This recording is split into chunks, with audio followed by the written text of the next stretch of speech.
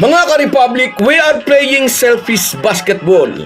Ito ang nasabi ng naiinis na si Chot Reyes matapos tambakan ng Phoenix ang Talk and Text, ang pangatlong magkakasunod nilang talo. Ito rin ang pinakapangit na start ng tropang 5G sa loob ng 25 taon. Malaking problema ito kay Chot Reyes dahil nagsisimula ng malagay sa panganib ang inaasam nilang Grand Slam. Kung malaki ang problema ni Chot Reyes, gadambuhala rin ang problemang kinakaharap ni Tim Cone. Kahit okay ang Hinebra sa kartadang 2 panalo 1 talo, tila lumalabo naman ang pag-asang makapaglalaro si Justin Brownlee para sa Gilas Pilipinas sa darating na FIBA Asia Cup sa buwan ng Agosto. Pag-uusapan po natin yan, pero bago ang lahat ay maglalambing po ako sa inyo na isubscribe ninyo itong ating channel at kung di masyadong makakaabala ay i-like at paki-share na rin ninyo. Malaking bagay po yan sa aming mga vlogger. Maraming salamat. Mga ka-Republic, tinambakan ng Phoenix ang Talk and Text sa kanilang laro kagabi sa pagpapatuloy ng All-Filipino Conference. Umaasa pa naman ang mga fans ng TNT na makukuha na ng mga ito ang unang panalo upang ipakita sa lahat na mayroon lang silang championship hangover kaya natalo ng 2 sunod sa pagsisimula ng Philippine Cup. Ngunit ang talo kagabi sa kamay ng Fuel Masters ay nagpapakitang may malaking problema talaga sa kanilang sistema ngayong wala na sa kanilang hanay si Randy Hollis Jefferson. Nadismaya at nalungkot ang mga fans ng TNT sa di magandang performance ng kupunan. We are playing selfish basketball, nasabi na lang ni Chot Reyes nang salubungin siya ng mga sports reporter paglabas niya sa TNT dugout. Wire to wire, hindi sila pinaporma ng mga bataan ni Jamaica rin. Pinangunahan ni Jason Perkins ang atake, katuwang sina Kenneth Tapin at Tyler Tio. Nagtarak ng 27 points si Jason Perkins kasama ang 3 of 3 mula sa 3-point range. May 16 points naman si Tyler Tio, tig 11 points si Tapin at Kai Balungay, samantalang 10 points naman ang kontribusyon ni RJ Yasul. Bago ang laban, halos lahat ay umasang makapagbubulsa na ng unang panalo ang Talk and Text. No offense meant para sa Phoenix, ang mga ito ay isang team na nasa lower half ng liga. Bihirang makasalta sa playoffs. Samantalang ang Talk and Text ay perennial contender at ngayon ngay nag-aambisyong sungkitin ang Grand Slam dahil naibulsa na nila ang Governor's Cup at Commissioner's Cup title. Ngunit ngayong wala si Randy Hollis Jefferson na wala ang dating talas ng opensa ng mga bataan ni Chot Reyes. Hindi lang sa opensa, natunaw din ang dating nakakasakal na depensa ng TNT ngayong All-Filipino Conference. At yung sinasabi ng TNT team manager na si Jojo Lastimosa na gusto raw nilang ipagpag ang tag na asa sa import, mukhang mailap pa rin ito para sa kanilang kupunan. Hindi pa naman totally hopeless ang Grand Slam ambition ng tropang 5G. Napakaaga pa ng conference para sa kanilang kupunan, nakakatatlong laro pa lang naman sila. 8 games pa ang natitira.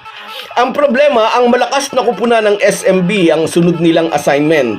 Kung hindi sila lumusot sa Phoenix kagabi, tingin natin ay mas mahihirapan sila sa tropa ni Leo Austria.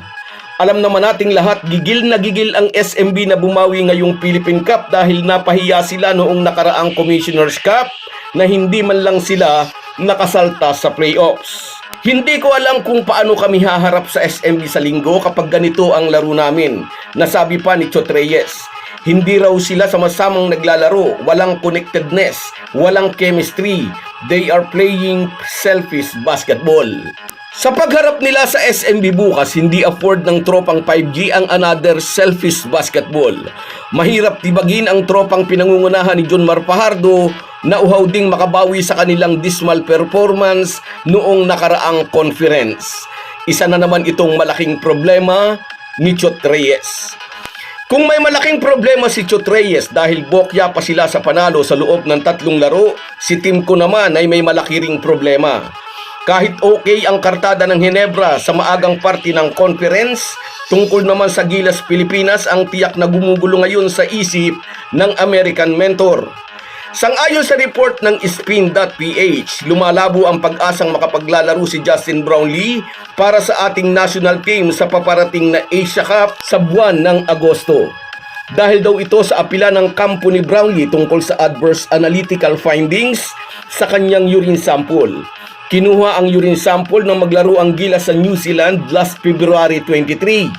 Nag-apila ang kampo ng Gilas naturalized player sa pag-asang makiklear ang pangalan niya, ngunit kaakibat ng appeal ang posibilidad na madidelay ang desisyon ng world body. And in the process, ay baka nga hindi maging available si JB sa Asia Cup na mag-i-start sa August 6. Nauna rito, ang advice umano ng SBP ay tanggapin na lang ni Brownlee ang adverse findings para agad masimulan ang suspension tulad ng ginawa niya noong mag-positive din siya sa drug test sa Hangzhou Asian Games. Kung kaagad daw inaccept ni Brownlee ang adverse findings after ng Commissioner's Cup Finals, dapat daw ay nasa pangalawang buwan na siya ngayon sa kanyang suspension. At kung 3 buwan lang ulit ang ipapataw na parusa sa kanya, by next month ay malaya na siya makapagpa-participate sa any basketball activity. But since mayroon ng appeal, medyo mas tatagal ang proseso. Kaya nga po ang sabi ng mga taga-SBP, lumalabo ang chance ni JB na makaka-join sa Gilas para sa Asia Cup na gaganapin sa Jeddah, Saudi Arabia. Ang plan B ng SBP kung di nga magiging available si Brownlee ay itap ang serbisyo ni Ans Kwame o di kaya'y muling kuhanin si Jordan Clarkson. Ngunit para po sa marami, pagsasayang lang ng milyong-milyong dolyares kung si Jordan Clarkson ang magiging naturalized player ng ating national team. Noong panahon ni Chotreya sa Gilas, tsamba lang ang naging laro ni Clarkson sa isang no-bearing game na tapos na ang tournament proper. Ball dominant si Clarkson na ang gusto'y nasa kanya lagi ang bola. Mas malaki ang maitutulong ni Ans Kwame kung ito ang magiging replacement ni Justin Brownlee dahil magiging katuwang ito ni Junmar Fajardo sa ilalim. Aagawan lang ni Jordan ang papel sina Dwight Ramos, Chris Newsome at Scottie Thompson. So guys, yan lang muna. Hanggang sa muli. Kung wala po kayong mga viewers namin ay walang magtatagumpay na vlogger. Kaya salamat po sa inyong panunood. Kahit gaano po tayo kabisi ay huwag po nating kalimutan ang ating buhay espiritual. Lagi po tayong magpasalamat sa bawat araw na dagdag sa ating buhay. Malaki po ang maitutulong ng pananalangin araw-araw. Isang paalala po mula sa inyong Halo Halo Sports Republic.